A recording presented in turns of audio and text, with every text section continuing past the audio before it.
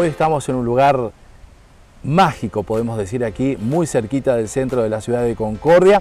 A algunos metros del río Uruguay tenemos una jornada espléndida aquí en este lugar de la región de Salto Grande. El tema que queremos charlar tiene que ver con la vitivinicultura. La vitivinicultura por mucho tiempo estuvo postergada aquí en esta región y lo cierto es que ahora está creciendo y cada vez más esplendorosa. Así que estamos como con invitada a Marta de Pedro. ¿Cómo estás, Marta? ¿Qué tal? Gracias, César, por acompañarnos siempre en este camino que estamos haciendo. Sí, yo decía, bueno, la vitivinicultura acá ha tenido todo un proceso, un retroceso justamente que se los había prácticamente diezmado a toda la producción creciente. Hoy vemos que otra vez vuelve y con mucho crecimiento también en la provincia y en particular en Concordia también. Me gusta la palabra que usaste, Sí. el retroceso. Lo voy a adoptar, te voy a dar el copyright porque a veces hay que ajustar las palabras. Nunca estuvo prohibida la vitivinicultura, tenemos que aprender eso. Yo decía que estaba no incentivada, pero el retroceso me gustó porque también creo que no solamente fueron las medidas económicas de los años 30, donde se regionalizó, y no fue solamente en la vitivinicultura, sino que hubo casi 15 productos, entre que estaban las carnes, los granos, el azúcar, la yerba mate, el tabaco. El algodón también en claro, Chaco. Ajá, entonces el Estado controlaba dónde se producía. Exacto. Y entonces nosotros no nos habían prohibido, sino que, como dijiste, hubo un retroceso.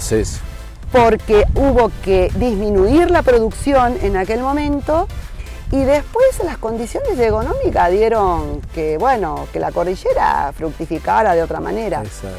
Pero creo que Entre Ríos, junto con esa historia, junto con la historia del siglo XIX, que es magnífica, junto con este intercambio que tuvimos entre Jáuregui y Arriague, y que después por otro camino fructificó y generó lo que es hoy la cepa insignia en Uruguay.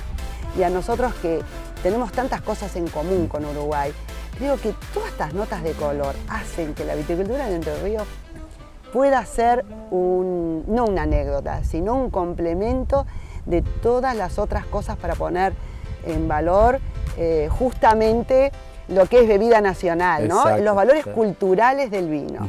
Vos sabés que cuando decía esto, que seguramente vamos a acordar con Susana Domínguez Soler, que ella, bueno, viene investigando hace muchísimo tiempo sobre la vitivinicultura y claro, muchas veces pone cierta claridad en cierta información que no teníamos también, ¿no? De tantas horas de investigar ese libro fabuloso que tiene que ver con la vitivinicultura aquí en Entre Ríos.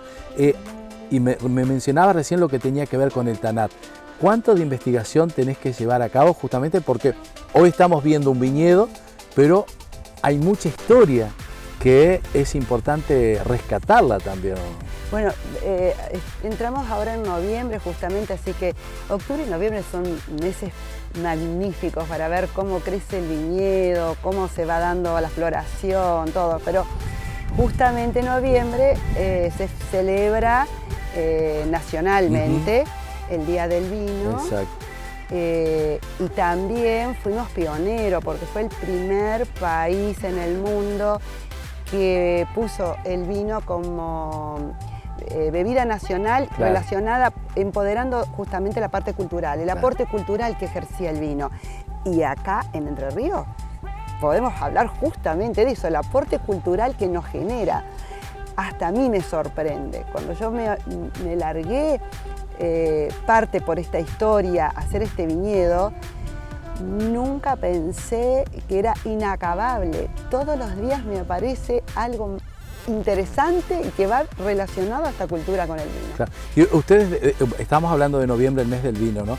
En Entre Ríos se están agrupando, están reunidos también los diferentes vitivinicultores, justamente como para poder tener un sello de identidad también. Bueno, ahora se va a hacer en Gualeguaychú este encuentro de la Asociación Vitivinicultores, para un poco promocionar lo que se está haciendo en los pequeños viñedos que van ya teniendo salidas comerciales. Pero nosotros en esa misma fecha, hace un año, salió desde la municipalidad la autodeclaración de cuna del Tanat. Claro. Entonces, esto es interesante que, bueno, ojalá que la audiencia que tengas, César, pueda comprender el valor de habernos autodeclarado cuna del Tanat para que los concordienses nos apoderemos un poco de esta historia y que cuando se reciba al turista que a veces viene, que el enoturismo ha crecido muchísimo y a veces no específicamente viene por eso, pero cuando se entera que hay un viñedo, que hay una historia, va a un restaurante, le pregunta al mozo y que el mozo se quede pagando sin saber nada, es una pena. Claro. Así que los interpelo a las vinotecas porque me han contado que han ido a comprar algo y le han preguntado y la gente no sabe o tiene más o menos una idea, pero no ponen esa pasión de local, que sería lindo, que la sientan, que es una historia que nos da identidad, así que se apropien. Exacto. Me encantaría que se apropien los concordienses para que cuando haya alguien que aunque vaya a las termas, pero dice, ay, acá hay una viñedos, pero es una historia fantástica. Exacto. La del Tanat. Exacto. ¿Cómo bueno, acá la hemos bautizado como la cepa de los 3 nombres. Claro. Y también interpelo a los que nos escuchan, que con ese título, yo creo que no investigué mucho más, pero voy a seguir este tema para desarrollarlo internacionalmente. Debe ser la única que la podemos denominar como la cepa, los 3 nombres. Recordarnos a la audiencia, porque aquí, es decir, que se sabe que esta Tanat es de hace poco tiempo, pero antes era la cepa Lorda, se conocía siempre, ¿no? Porque Lorda era el nombre, el apodo que se le decía a Jáuregui, que era un vasco que muy parsimoniosamente desarrolló un viñedo en el sur de Concordia, cerca del Yuquerí, y le daba tan buena producción y tan buenos vinos que el vasco de enfrente, que tenía un saladero importante y una bodega importante, que era Arriague, vino a verlo porque no le salía tan rico su vino como el de acá. Y esa historia es lindísima cada vez que la escarbás. Entonces decís, bueno, cruzó fronteras, no existía Senasa, se llevó sarmientos, los prosperó allá y acá le decían la cepa Lorda, la cepa, una variedad, los documentos hablaban de una variedad desconocida. Claro, exacto. Porque pensar que acá, no es que esto lo decimos oralmente, tenemos documentación del Ministerio de Agricultura de aquella época, no me acuerdo si era Secretaría o qué, pero está en los libros de Agricultura, donde el informe de los ingenieros que habían venido determinaron que estos suelos eran muy apropiados para el cultivo de la vid y ahí ya en su inventario, en su relevamiento, hablaban de la cantidad, 150.000 plantines de la cepa desconocida, que provenía del viñedo de Jáuregui. Exacto. O sea, ese potencial que después se fue particionando en lo que fue el viñedo de Oriol, el de Sorraquín, el de Robinson. Claro. O sea, todo eso fue originario en estas tierras de Bella Vista, las de Soler Urquiza. Y bueno, entonces se llamaba, no tenía nombre, cepa desconocida. Creo que en algún lugar llegué a ver como que había dudas si no era una Cabernet francesa. Cuando pasa al Uruguay, hay algunos documentos, no documentos, perdón, en alguna literatura, en algunos libros, como que Arriague sabía que se llamaba Tanat.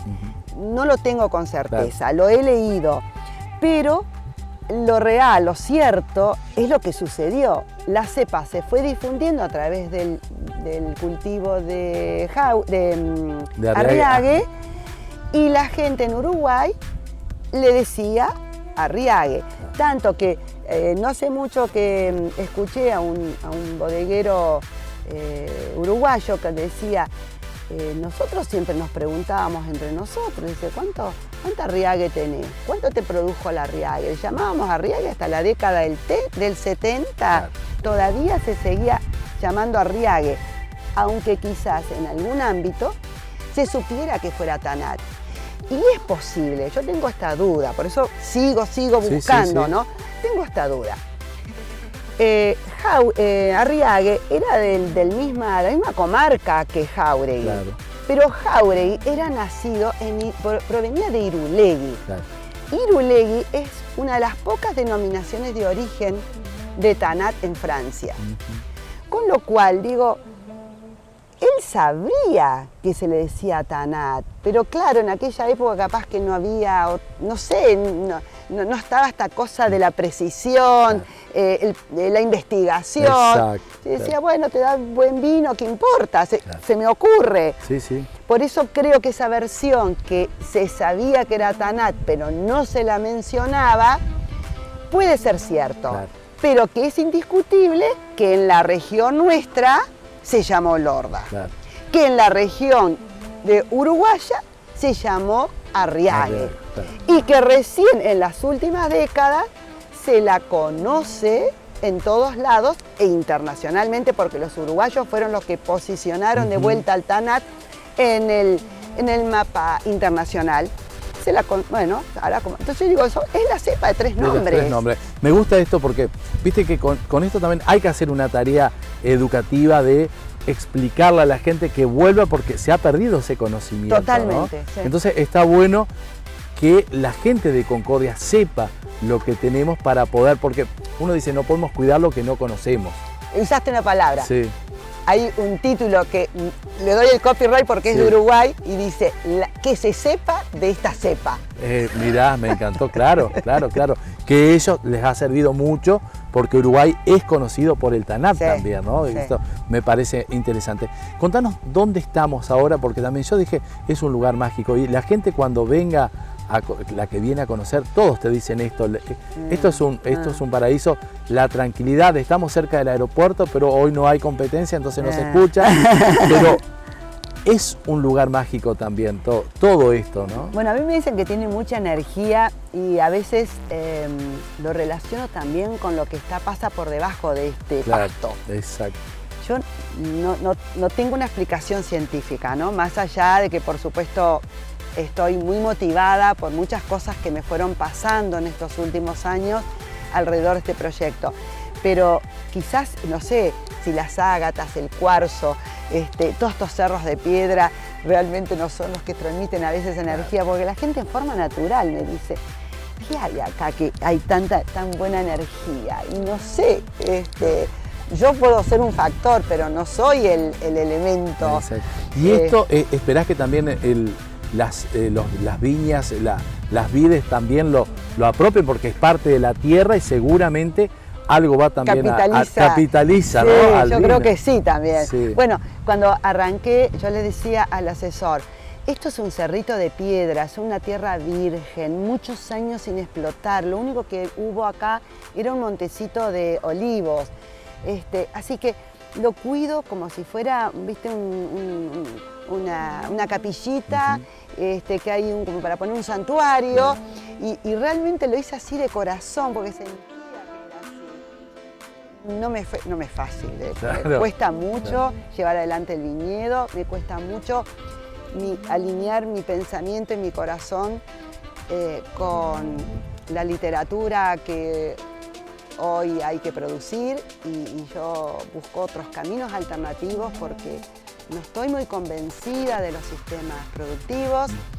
y bueno, y así vamos haciendo muchas experiencias, que creemos que algunas van por muy buen camino, para evitar no usar insecticidas. Claro. Contar eso a la gente, porque también hay una premisa muy importante, que esto vos siempre lo marcás, que intentás que todo sea agroecológico, que todo sea sustentable, es decir, no utilizar agroquímicos, justamente, que por allí uno puede llegar a tener otro tipo de producción, pero es decir, en ese sentido vos Sí.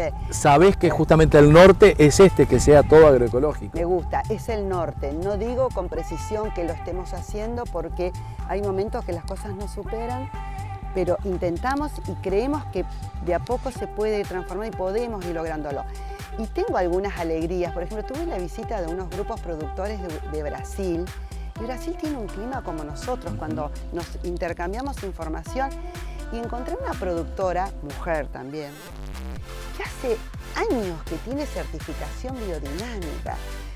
Yo la puse ya en la mesa de luz, Sí. ¿viste? Cuando digo, no, qué maravilla, cómo... Y bueno, me dice, es un proceso largo, pero se puede.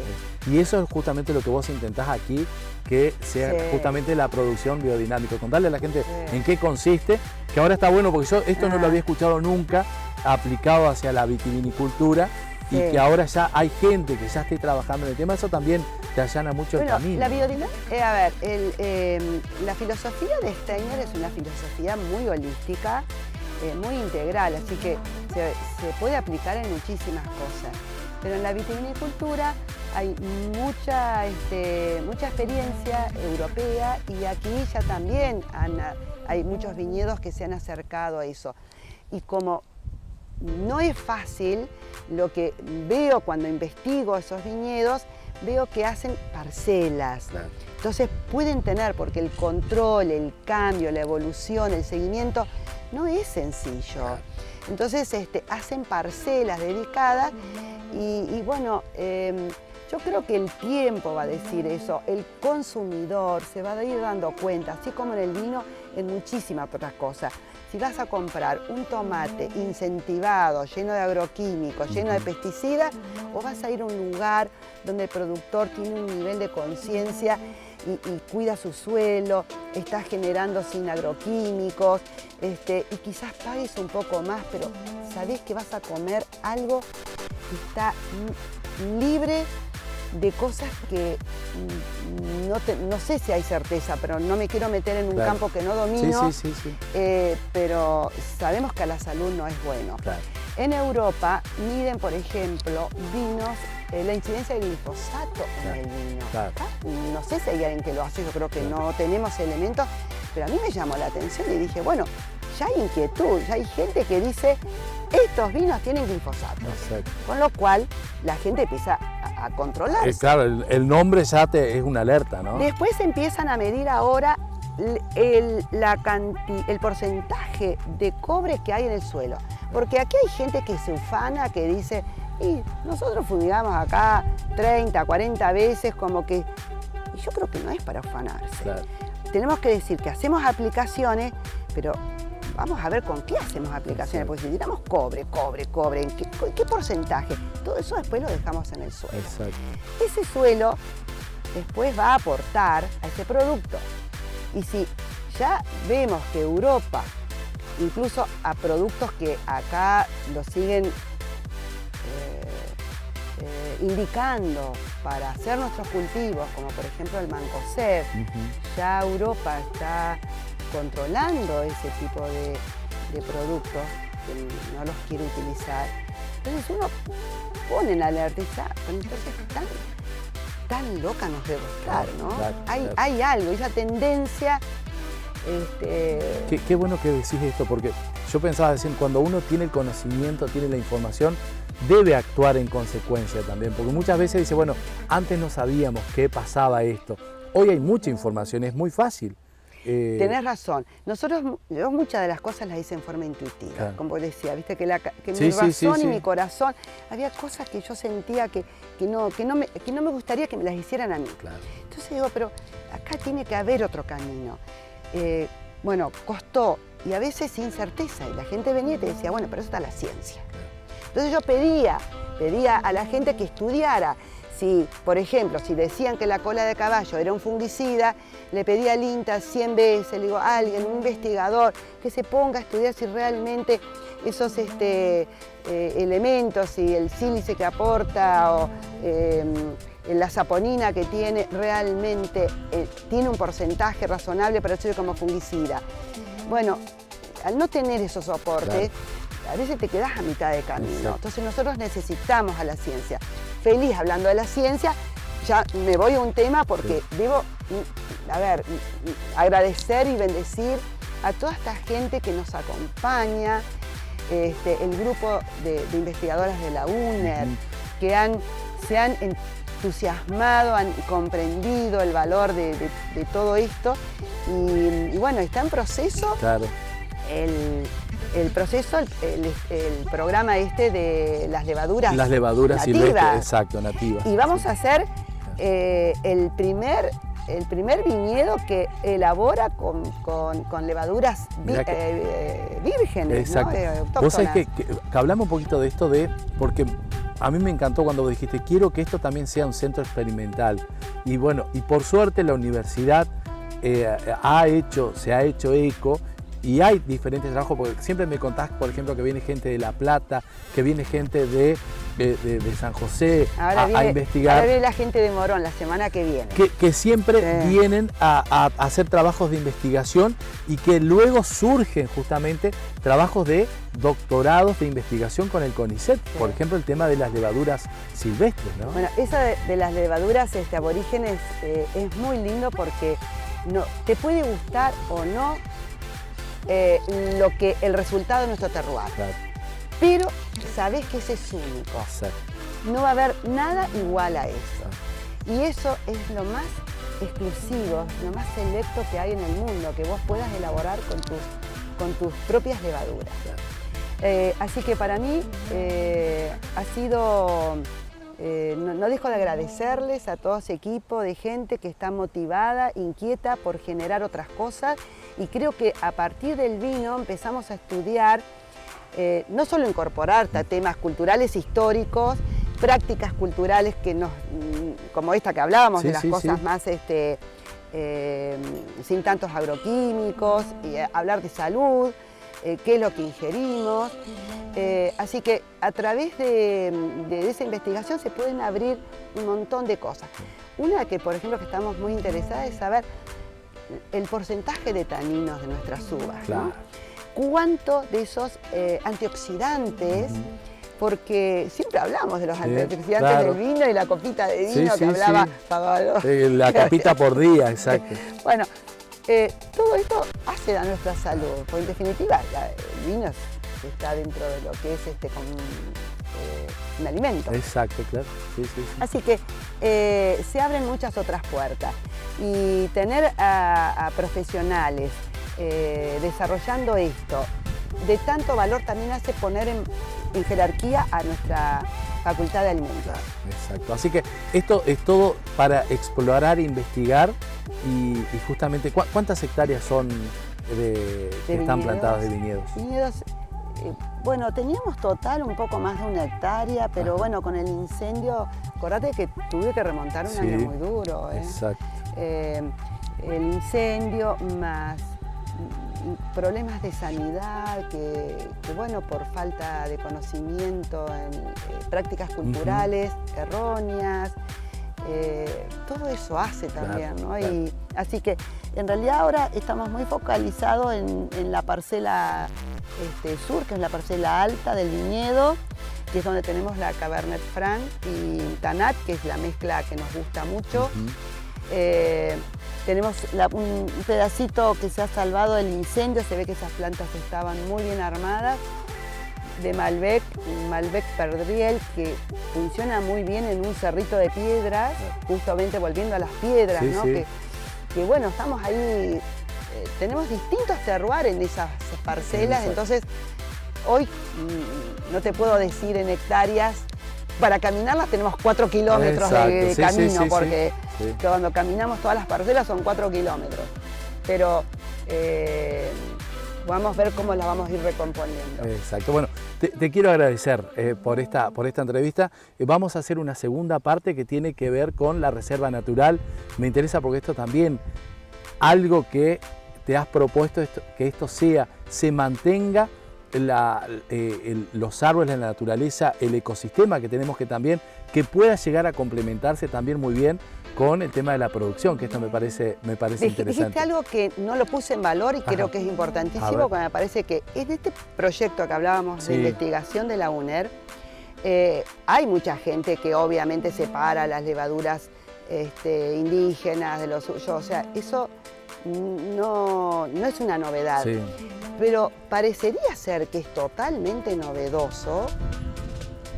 Vamos a seguir profundizando, Sí. a ver si es inédito en el mundo. Y es el proyecto que tienen las chicas acá de la UNER, es vincular, por eso ahora que tomaste el tema de la reserva, nuestra flora autóctona. Acá con Mariana Costa hicimos un relevamiento de la flora de los sectores en distintos momentos para ver si en esas levaduras tenemos una identidad o una supremacía de alguna más que otras, o por lo menos entender ese ecosistema. O sea que el estudio en realidad es poner en valor nuestra flora, por eso somos tan cuidadosos de todo lo que es la parte de reserva y lo que se va generando. Cuidadoso digo porque cada vez que levantamos algo no sabemos para dónde moverlo, ¿no? Claro. Desde que si es una piedra o es una plantita que se dio de casualidad o está distribuida. Y bueno, ese relevamiento nos dio una información muy linda. Claro. Y vamos a ver que, por eso, tenemos años por delante para seguir viendo, pero estamos poniendo en valor nuestra flora y las levaduras de nuestras uvas.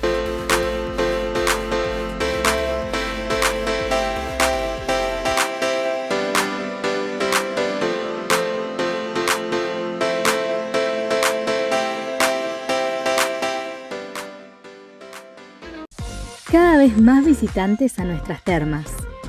Esta temporada incrementamos más de un 100% la cantidad de visitantes que vinieron de todo el país y la región a nuestras termas de La Yui y Punta Viracho, fomentando el turismo en Concordia. Codesal. Cuidamos las termas y el lago para vos. Si se cortó el servicio de energía en tu domicilio, envía un SMS por celular al 66845. Escribí SEC, espacio, casa, espacio y número de gestión. El sistema te responderá con el número de trámite y te informará al solucionar el inconveniente. Cooperativa Eléctrica de Concordia.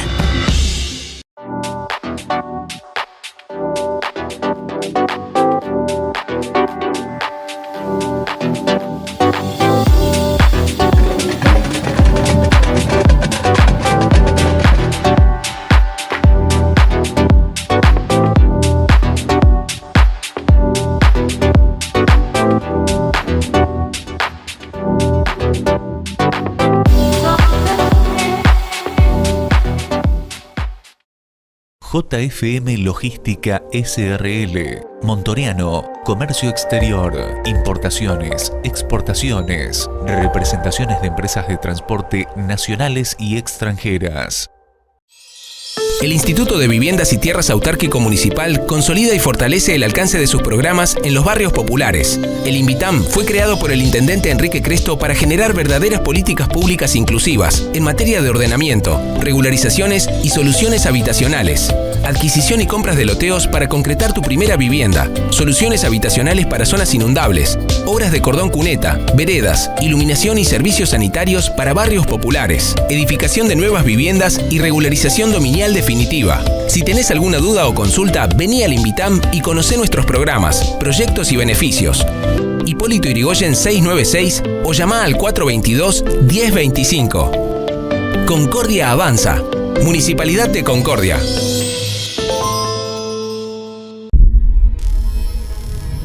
Generamos energía renovable para abastecer a más de 1 millón de familias en Argentina y Uruguay. Fomentamos el desarrollo de la región y la provincia, brindando servicios esenciales y apuntando al crecimiento de las comunidades. Salto Grande. Le ponemos energía al desarrollo. En Rutas Entrerrianas, conducí con responsabilidad.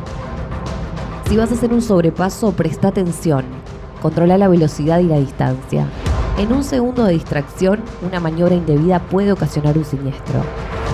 el 90% de las muertes son por errores humanos, adelantamientos indebidos, despistes y vuelcos por exceso de velocidad. Mantén la distancia segura. Respetá la velocidad. Gobierno de Entre Ríos.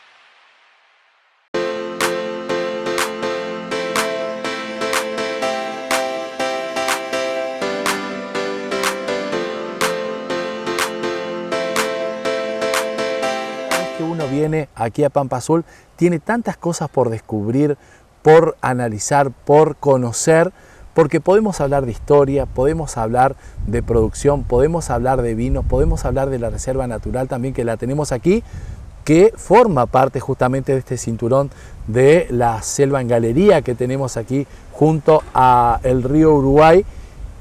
Y justamente una de las premisas que vos has puesto es decir, entre tanta plantación que vemos alrededor de eucaliptus, ¿esto querés que sea un oasis también natural y que se preserve lo que hay aquí en forma existente también? El sotobosque que tenemos es maravilloso. Y vos fíjate que no es cerrado. Si nosotros tenemos en forma natural tanta variedad de plantas aromáticas, cuando viene la gente acá, yo digo, acá se habla de aromas y sabores. Empiezo por la huerta porque la tengo muy cerquita, pero en la propia huerta me ha pasado que a partir de ahí iba descubriendo que eran cosas propias de nuestro sotobosque. Exacto. Entonces, yo hacía unos té con unas hierbas que las estoy mirando ahí, es una variedad de las 1000 que hay de salvia. Y entonces me preguntaban y me dicen, ay, ¿y de dónde es? Y esa planta, y no sé qué. Digo, mira, yo estoy asombrada porque caminando por el... La encontré. Sí. Entonces dije, no es, o está silvestrada, no sé, tengo que preguntar bien, ¿no? Y después me pasó también con el tajete. El tajete, bueno, es una planta que los paraguayos utilizan muchísimo. Y íbamos caminando por el sendero y en un momento, no sé, rozamos, ¡ay! ¡Qué aroma, qué es esto, qué es esto! Y bueno, descubrimos una planta, ahí me entero por gente que se hacían tisanas para, para solucionar temas gastrointestinales. Y cuando profundizamos el tema, los paraguayos lo tienen recontra incorporado en su cultura. Aquí en Concordia no estaba.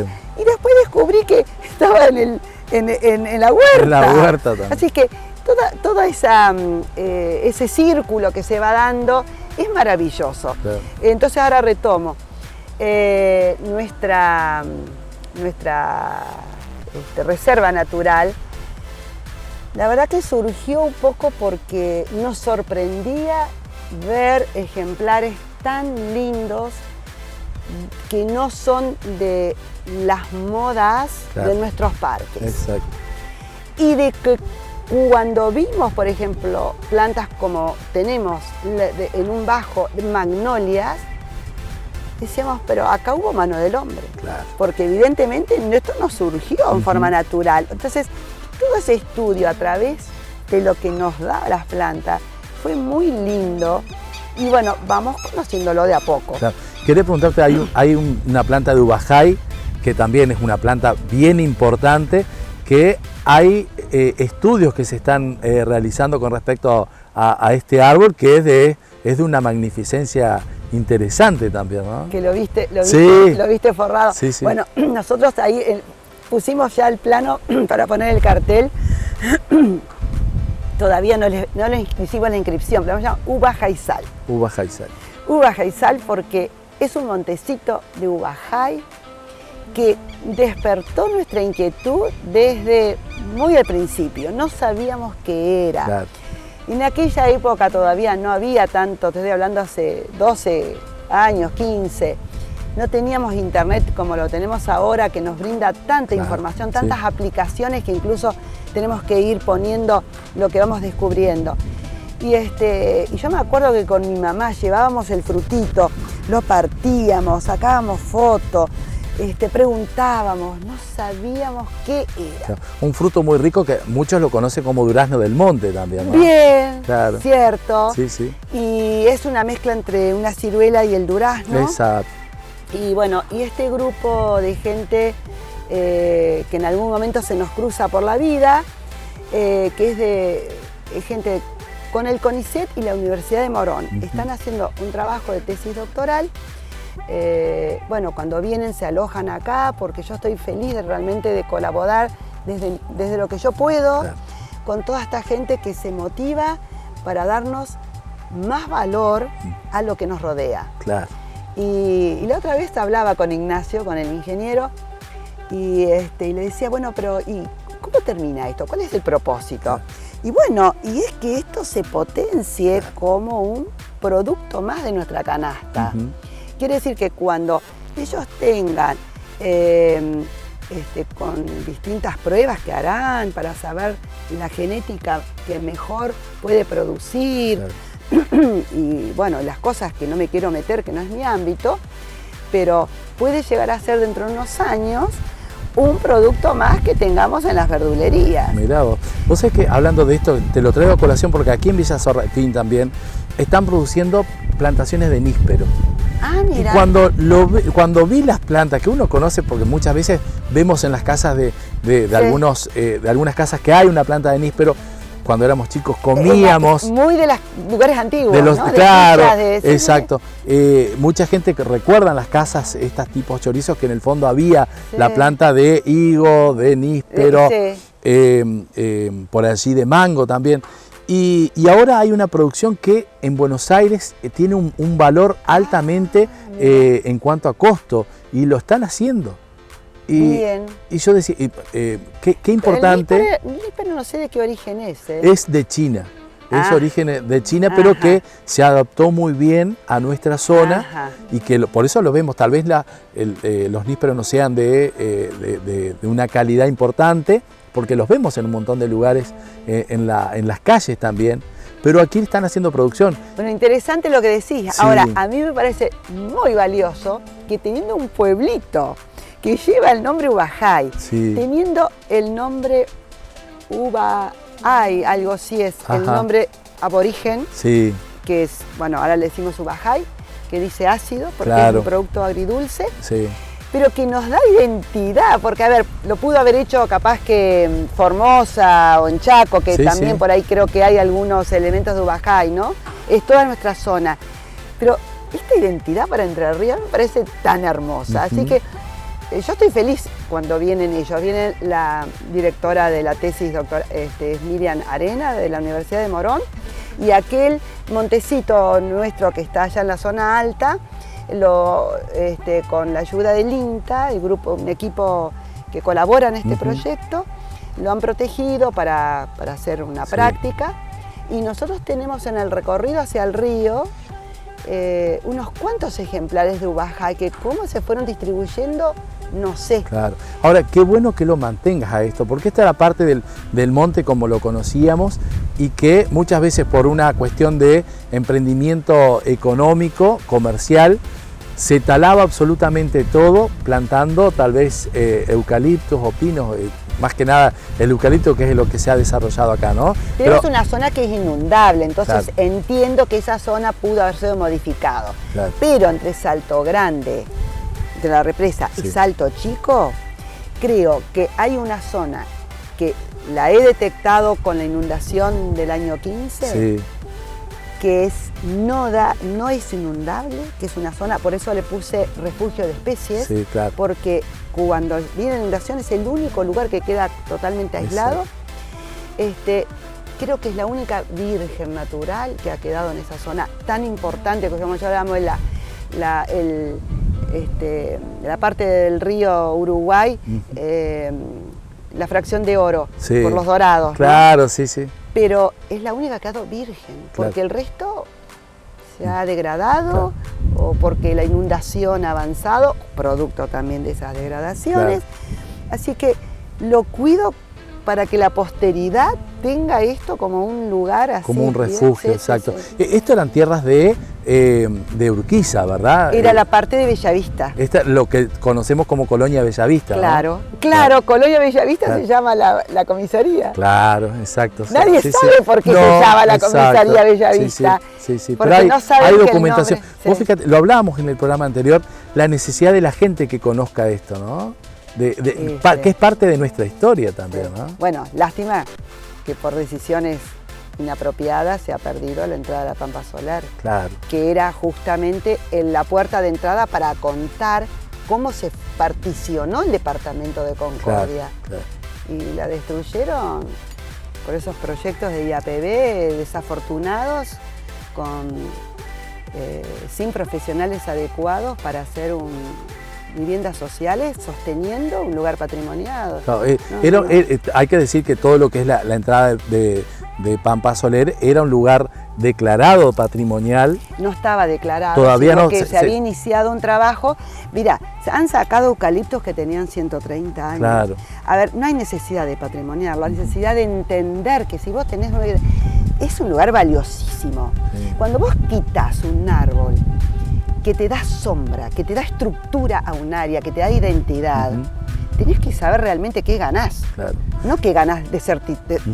¿Cuánto nos falta también como concordiense de proteger? Porque vos fíjate que ha pasado eso y pasa otras cosas donde no le damos el valor, pero tal vez porque no sabemos que eso es así, que tal vez los árboles que estaban plantados allí fueron en la época de Sarmiento, cuando justamente se plantaron. Dice que traían las semillas de Sarmiento. Claro, exacto, dice que son de esa época, que hoy podemos ver algunos allí sobre la avenida Monseñor Roche, además, que era la antigua Ruta 14. ¿no? Sí, es cierto, pero esos que eran la entrada a lo que era...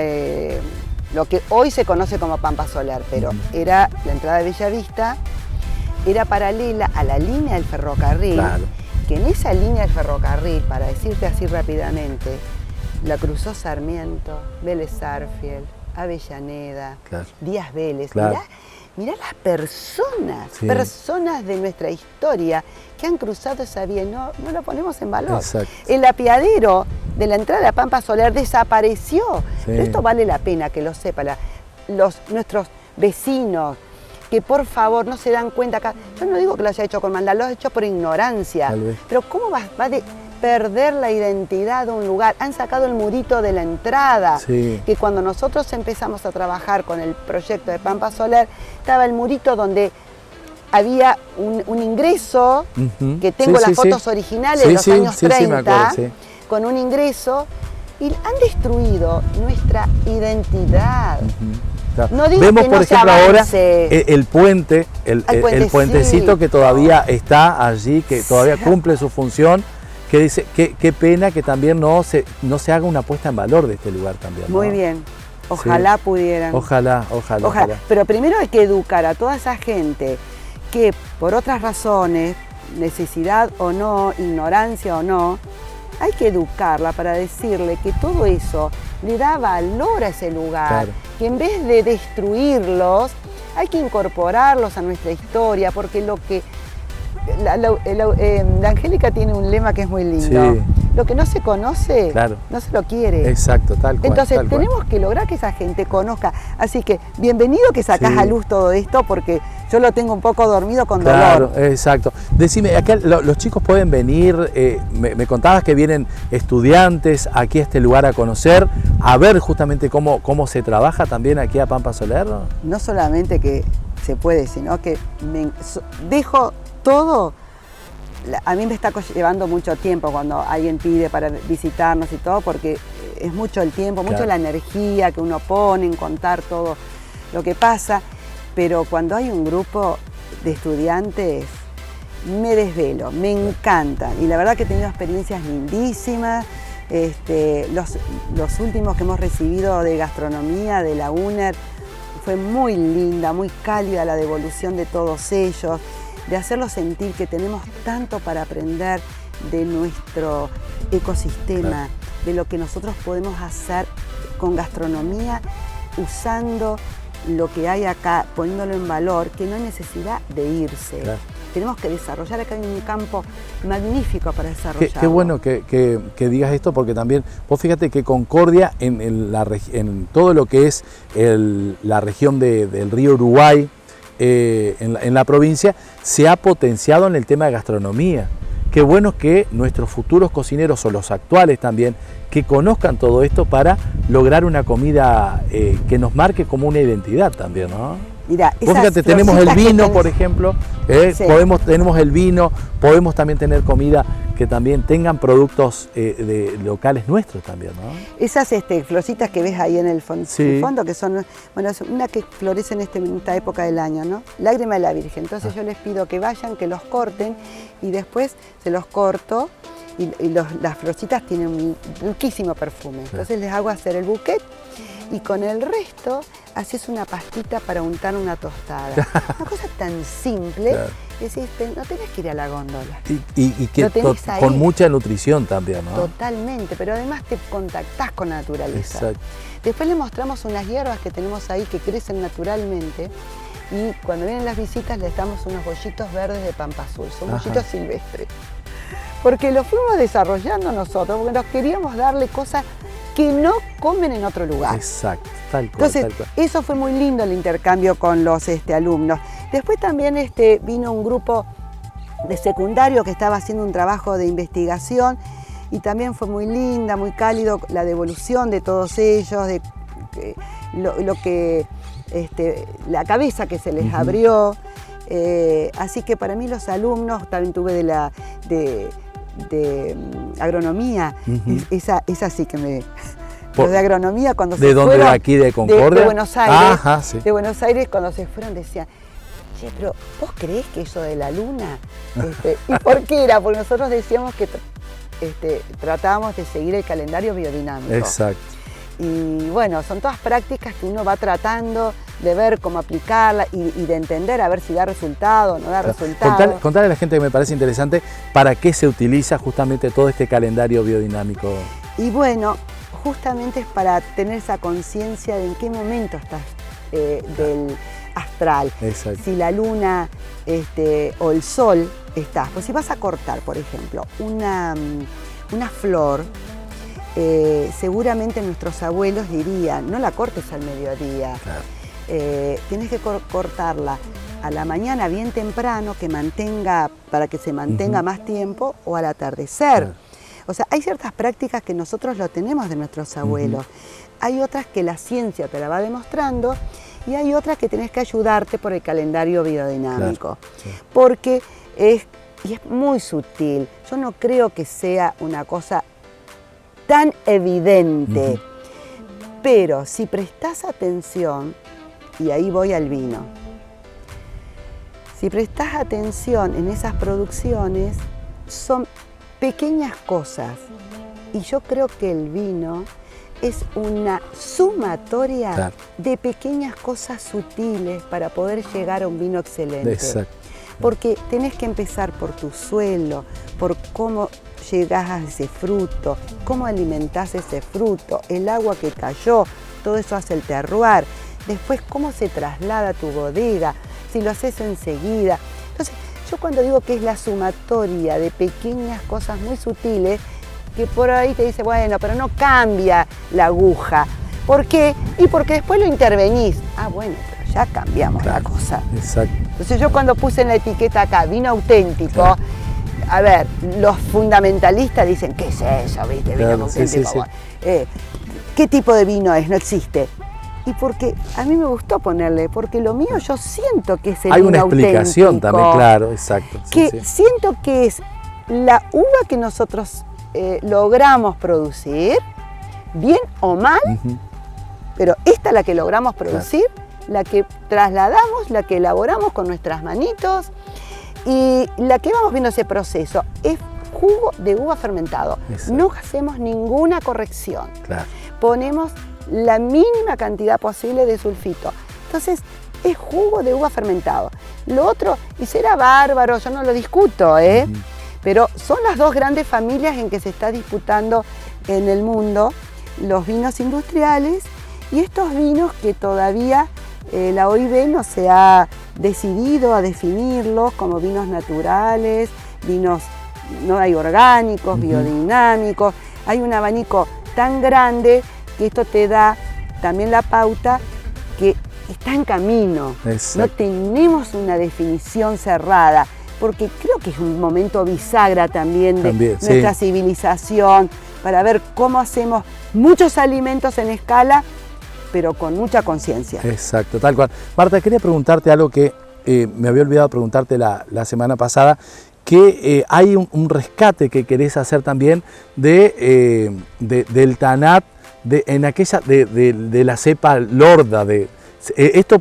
¿Venías con ese rescate tratando de encontrar algún sarmiento, alguna planta que tal vez esté en la casa de algún abuelo, en algún campo también? ¿De esto lo pudiste rescatar o no? Más que preguntarme a mí, me encantaría que tu audiencia... Porque te lo quiero preguntar, porque cuando vos me preguntabas, yo dije, ya me pongo en tratativas. Ojalá supiéramos. Bueno, también hay otra, en la vitivinicultura, hay una especie de, no sé llamarlo regresión, no sabía qué palabra utilizar, pero hay un interés marcado de empezar a ver estas cepas históricas. Ajá. Y en Uruguay también, estudiar las cepas históricas. Y acá, si tuvimos todo esto, yo creo que en algún lugar perdido puede haber algún parral que tenga, por lo menos tenemos que tener más de 60 años. Exacto, claro. Que tenga más de 60 años, tiene que ser una parra importante, porque por ahí podemos descubrir algo. Claro, exacto, interesante. Así que si ustedes saben por allí algún parral que tiene varios años, que son esos antiguos que ahora comienza ya a cubrir todo un patio, viste que es algo característico de los patios nuestros también, con el parral que te daba esa sombra hermosa también. Y que se acerque esa gente. Hay gente que me ha gustado mucho en estos años, que ha venido y dicho, sí, porque yo de hecho vino, y mi abuelo, y mi tío, y qué sé yo. Entonces, bueno, que se acerque, y cuando sea nuestra vendimia también, los invitamos a que nos acompañen, que acá hay mucho trabajo. Claro, exacto. Que hacemos todo a mano. Sí. Pero ¿para qué fecha es? Para que la gente ya vaya a la primera, entre el 1 y el 15 de febrero en general, es la vendimia nuestra. Exacto, no así sé que bueno, si están invitados. Sí, exacto. Bueno, sí. Te quiero agradecer por esta linda charla que hemos tenido, una jornada espléndida.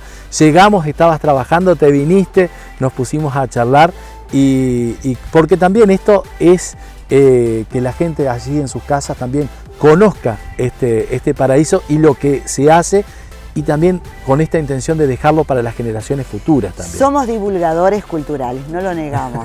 Nos encanta compartir y que puedan difundir todo esto, porque a nosotros nos hace crecer a todos, no a nosotros en particular.